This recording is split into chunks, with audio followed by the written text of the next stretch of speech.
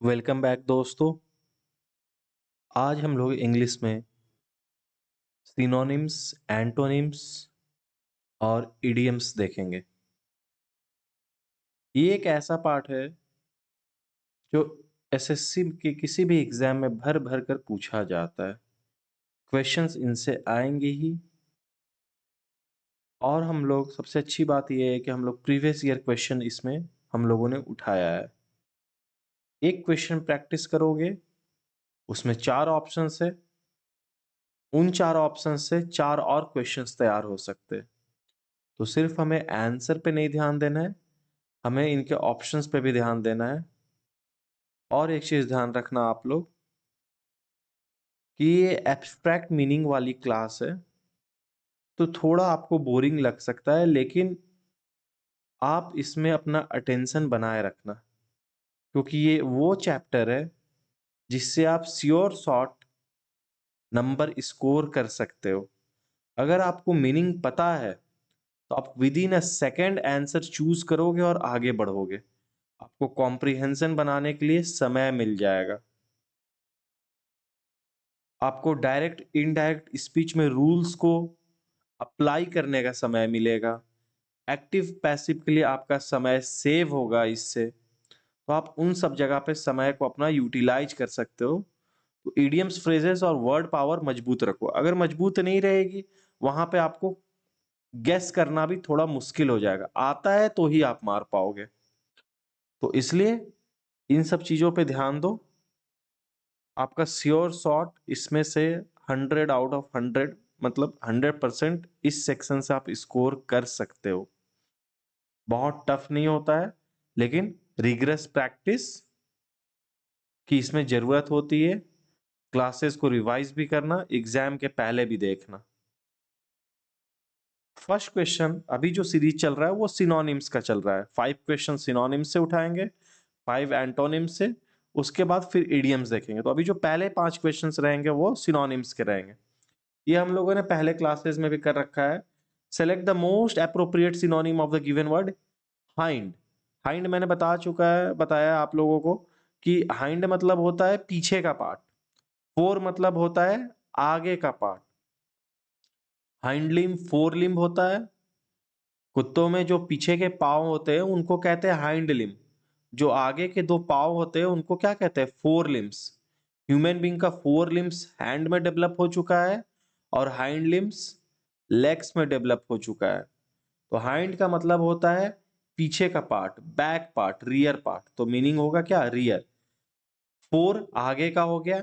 Anterior मतलब पुराना, मतलब आपको जो पूर्वज से मिला हो, एंटीरियर, पूर्वाकाल की चीजें। और वेंट्रल जो होता है वो एब्डोमेन रीजन को बोलते हैं। ये बायोलॉजी की एक टर्म है। ट्राम, ट्राम से आपको याद आएगा दोस्तों कि ट्राम जो चलती है कोलकाता में, और ये किस चीज में काम करने की होती है? ये ट्रैवल कराती है। ट्राम जो होती है आपको क्या कराती है? ट्रैवल करने में, मूवमेंट करने में आपको इनेबल करती है। ठीक है। अब तो खैर कोलकाता में भी ट्राम जो है आउट ऑफ ऑर्डर हो चुका है।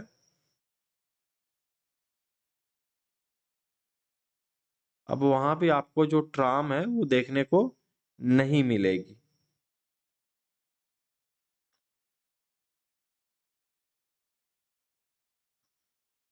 तो ट्राम एक तरह से आपका समझ लो ट्रैवलर भी आप इसको कह सकते हो। क्यों? देखो, वंडरर मतलब जो घूमता रहता है, तो इधर उधर घूमता फिरता आदमी को नहीं कहते हैं। ट्राम जो ट्रैवल करने में आपको मदद करती है। और आपको एक चीज याद होगा, एक ट्रैवलर कर कर मॉडल आता है फोर्स का, जिसमें 20-25 लोग बैठ जाते हैं। ट्रैवलर गाड़ी आता है।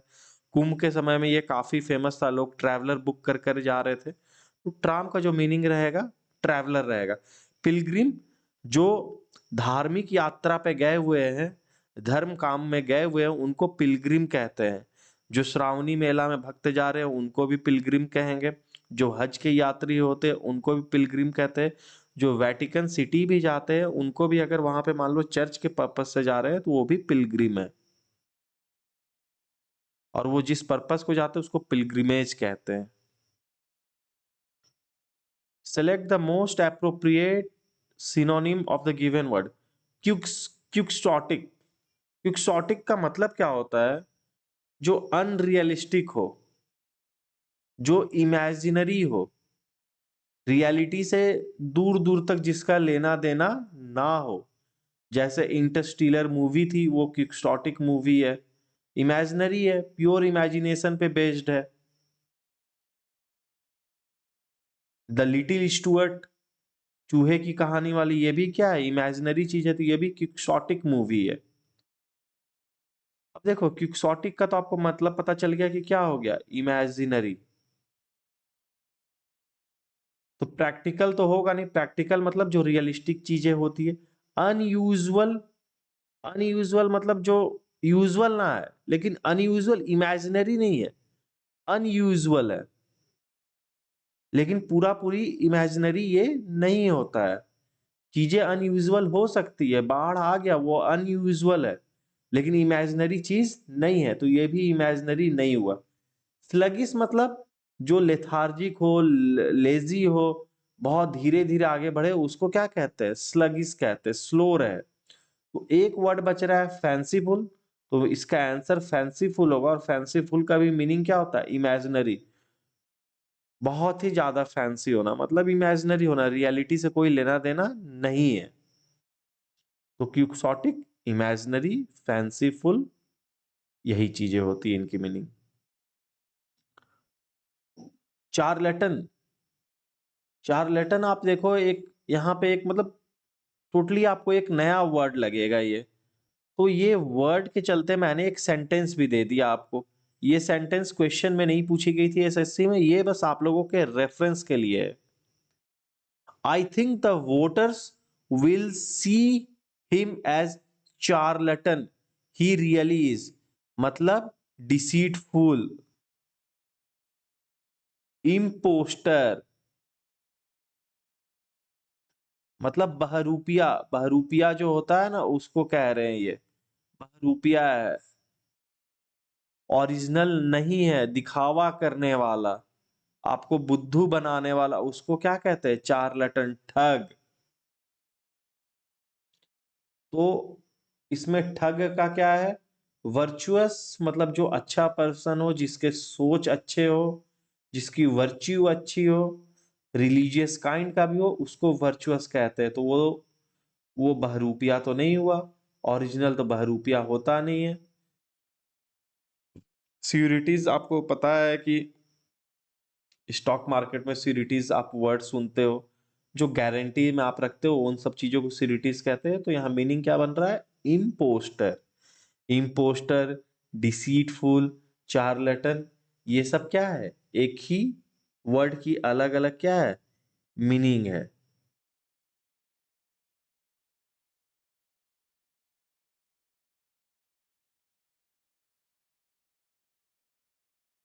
Select the most appropriate synonym. Negative, गलत। अब देखो नलीफाई का मतलब क्या होता है? खत्म कर देना, नल एंड वॉइड करना। मान लो कुछ डीसी ने आदेश दिया, उसको कोर्ट ने नल एंड वॉइड कर दिया, या हायर अथॉरिटीज ने नल एंड वॉइड कर दिया, मतलब ये अब लागू नहीं रहेगी। हीड मतलब, अगर आप क्लास में कभी हल्ला करते होगे तो आपको याद है कि आपको स्कूल में टीचर्स कहते होंगे पे हीड, मतलब ध्यान दो। हीड मतलब ध्यान देना होता है। वैलिडेट मतलब पुष्टि करना होता है, या उसी चीज को आगे बढ़ाना होता है। हाँ हाँ मैं मानता हूं, वैलिडेट करता हूं। तो ये वैलिडेट भी नहीं हुआ, तो एक ही वर्ड बच रहा है, नेटल। अब नेटल क्या होता है? अगर आप इसको नाउन के रूप में लोगे तो नेटल एक पौधा होता है, जो थोड़ा सा खुरदुरा टाइप का होता है, जंगल में पाया जाता है, या इधर भी झाड़ वाड़ में पुटूस का जैसा झाड़ होता है ना, वैसा ही होता है। ये हाथ वाथ में लगता है तो बहुत चुभन करता है, इरिटेशन करता है, तो नेगेटिविटी आपके अंदर लाता है। तो नेटल जो पौधा है वो नेगेटिविटी के साथ जुड़ा हुआ है। कभी आप उसको घर में नहीं लगाओगे, पॉजिटिव वाइब वो आपको नहीं देगा, वो कोई आपका गुड फॉर्च्यून आपके लिए नहीं लाएगा। तो ये नेगेटिविटी से जुड़ा हुआ है, तो इसलिए नेटल को हम लोग नेगेटिव सेंस में भी यूज करते हैं। तो नेगेटिव का यहाँ नेटल होगा। अगर आपको वो भी नहीं पता चलता तो आप तीनों का मीनिंग देख लो, बी सी और डी का, तो आपको ऑटोमेटिकली पता चल जाएगा कि ये सब यहाँ पर ऑड वन आउट हो रहे हैं, तो एक ही बच रहा है नेटल, यानी वही सही होगा। अब आ गई एंटोनिम की सीरीज। ये भी हम लोगों ने पहले कर रखा है प्रीवियस क्लासेस में। एडमिरेशन, प्रशंसा करना, उनका तारीफ करना, उनको चाहना। कॉग्निजेंस का मीनिंग क्या होता है? संज्ञान लेना। कंटेम्प्ट मतलब, कंटेम्प्ट आप कब उसका, किसी को आप अपलॉड करते हो, चाहते हो, आप उसकी चीजों को रेटिफाई कर रहे हो, लेकिन कंटेम्प्ट मतलब आप उसको, उसका पुरजोर विरोध कर रहे हो, आप उसको गलत मान रहे हो। तो एडमिरेशन का उल्टा हमेशा कंटेम्प्ट होता है, ये आप याद रखना। अकम्प्लिश मतलब पूरा करना, डिमिनिश मतलब छोटा करना। तो मीनिंग यहाँ पे क्या आएगा? कंटेम्प्ट आएगा।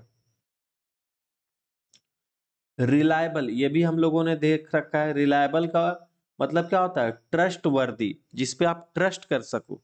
तो रिलायबल का उल्टा हो जाता है अनट्रस्ट वर्दी। अनकॉमन नहीं होगा, अनट्रस्ट वर्दी होगा।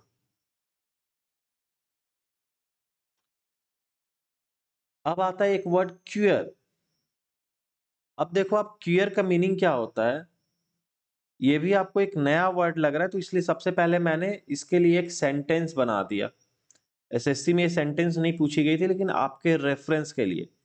सी gave a queer laugh. Queer का मतलब होता है थोड़ा अनयूजुअल, स्ट्रेंज। अनयूजुअल और स्ट्रेंज होता है, ठीक है।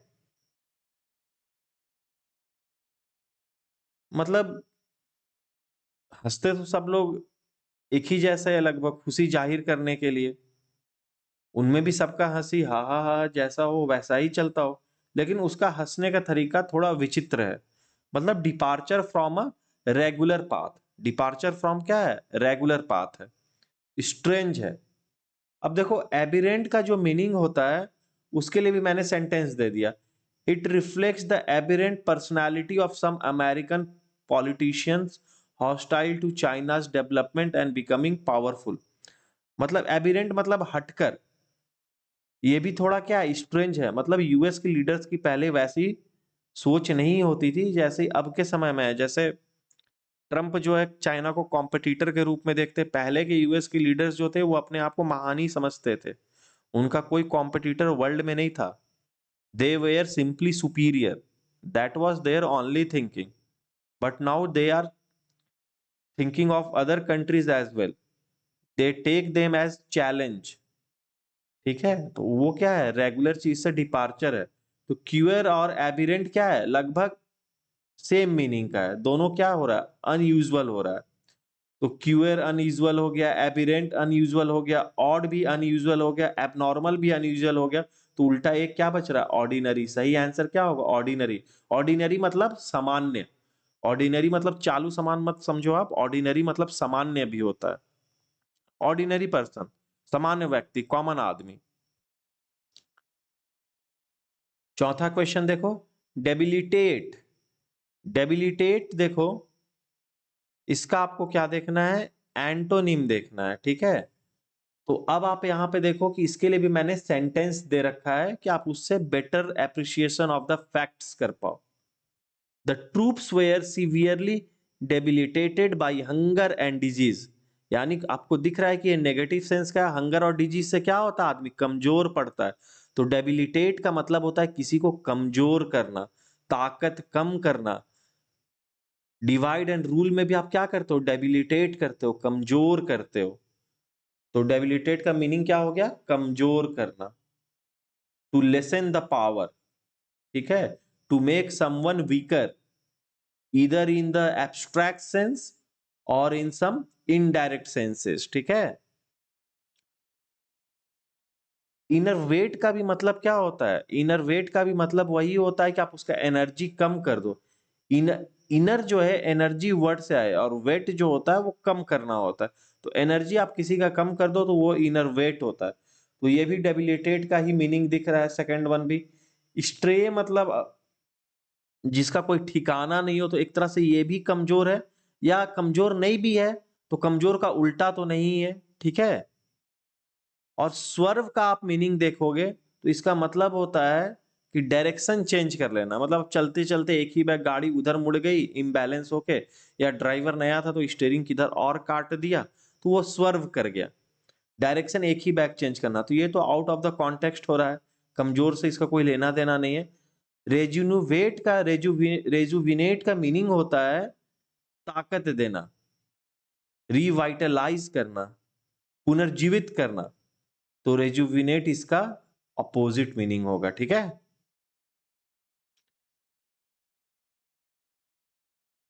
डेबोनायर, डेबोनायर उसे कहते हैं जो कॉन्फिडेंट रहे, चार्मिंग रहे, वर्चुअस रहे, जेनरस रहे, खुशी में रहे। जो भी खुश रहेगा, जो भी लोगों का मदद करता रहेगा, वो चार्मिंग दिखेगा ही, कॉन्फिडेंट दिखेगा ही। इनकॉन्फिडेंट आदमी लोगों का मदद नहीं कर पाएगा, वो तो खुद का ही मदद ना कर पा रहा है। तो वर्चुअस आदमी भी एक तरह से डेबोनायर होता है। एक्सॉल्टेड का मीनिंग होता है किसी को बहुत ज्यादा फुला देना, खूब प्रशंसा करना, ता, ताड़ के पेड़ पुटुस के झाड़ पर चढ़ा देना। क्रिपल्ड मतलब होता है कमजोर कर देना। क्रिपल्ड मतलब क्या होता है? कमजोर कर देना, लाचार करना। मर्डरस मतलब जो कातिल टाइप का व्यक्ति लग रहा है, ठीक है। ब्रुस्क का मीनिंग होता है रूड, मतलब सीधा, वो एकदम, मतलब बहुत गलत तरीके से बोलना, अच्छे से पेश नहीं आना।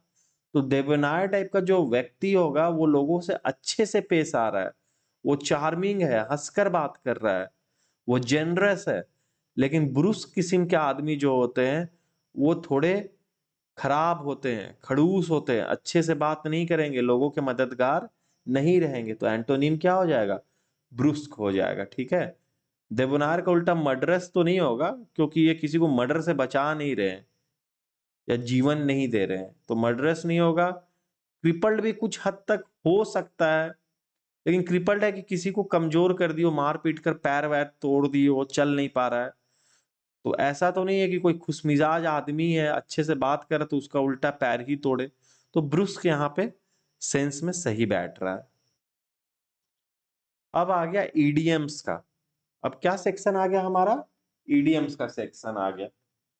पहला ईडीएम क्या है? सॉल्ट ऑफ द अर्थ, मतलब पृथ्वी से निकली, मतलब आप इसको अगर एब्स्ट्रैक्ट सेंस में देखो तो ये है कि पृथ्वी का नमक, मतलब पृथ्वी से निकली हुई कोई चीज की बात हो रही है। हमारे बॉडी में जो भी तत्व है वो कहाँ से आते हैं? अर्थ से आते हैं। आप खा रहे हो खाना, वो भी प्लांट कहाँ पे उग रहे हैं? सॉइल में उग रहे हैं, वो भी क्या है? अर्थ है। तो मतलब मिट्टी से जुड़ी चीजें जो होती है वो सही होती है। इसका मीनिंग ये हो रहा है कि मिट्टी से जुड़ी चीजें मतलब सही होंगी, ऑनेस्ट होंगी, और उनका कोई सब्स्टिट्यूट नहीं होगा, आइडियल चीजें है। इसका मीनिंग वही होता है, सॉल्ट ऑफ द अर्थ मतलब गुड, ऑनेस्ट एंड आइडियल। इसका मीनिंग रहेगा good, honest and ideal. Wild goose chase. अब वाइल्ड गूज क्या होता है? बतख टाइप का कुछ वाइल्ड बर्ड टाइप का रहता है, आप उसको पकड़ नहीं सकते हो। मुर्गी तो फिर भी पकड़ ली जाएगी जो फार्म वाली रहती है, लेकिन देसी वाली मुर्गी को जल्दी लोग मुर्गे को पकड़ नहीं पाते। तो वाइल्ड गूज समझ लो देसी चीज है, और वो भी जंगल का है, तो आप उसको पकड़ नहीं पाओगे, वो वहां रहना सीख चुका है। तो मतलब अगर आप उसको चेज करोगे तो क्या होगा? बेकार आपका समय व्यर्थ होगा, आपका एनर्जी जाएगा, पैसे बर्बाद होंगे, सब कुछ बर्बाद होगा। तो इसको कहेंगे फुलिश एंड यूजलेस इंटरप्राइज, बेकार की चीज। इमिनेंट का मतलब होता है जो होना ही है, इमिनेंट डेंजर मतलब एकदम वो डेंजर जो है कंफर्म है। टू मेक अ फस अबाउट, टू मेक अ क्या है? फस अबाउट। अब देखो, फस का मीनिंग क्या होता है?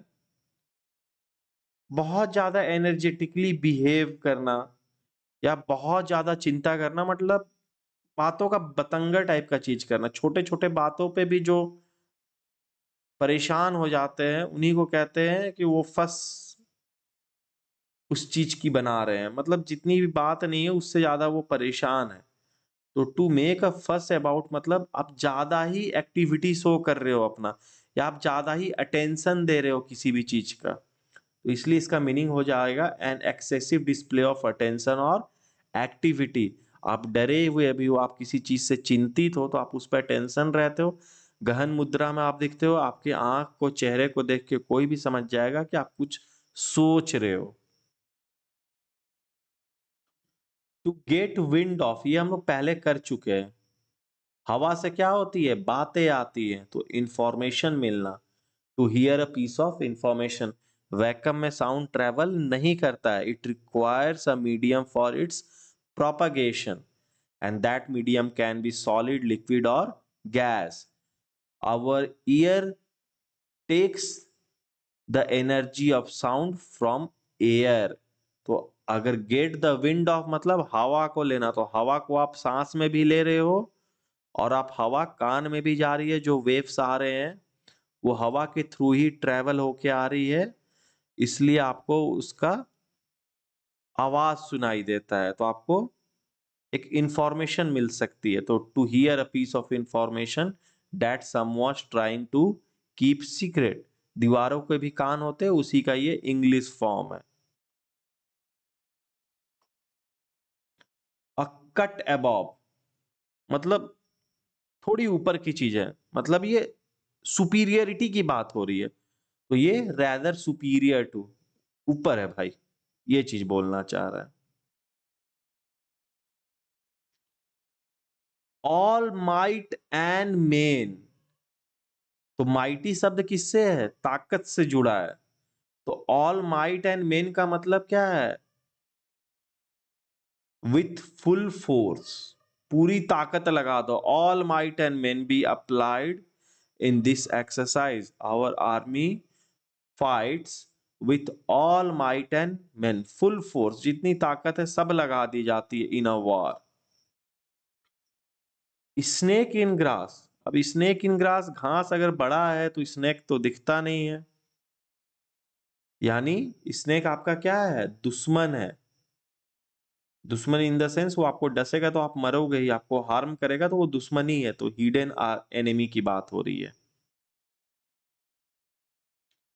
बाय फेयर मीन्स और फाउल, सही या गलत किसी भी वे में, इन एनी वे, ऑनेस्ट और डिसऑनेस्ट।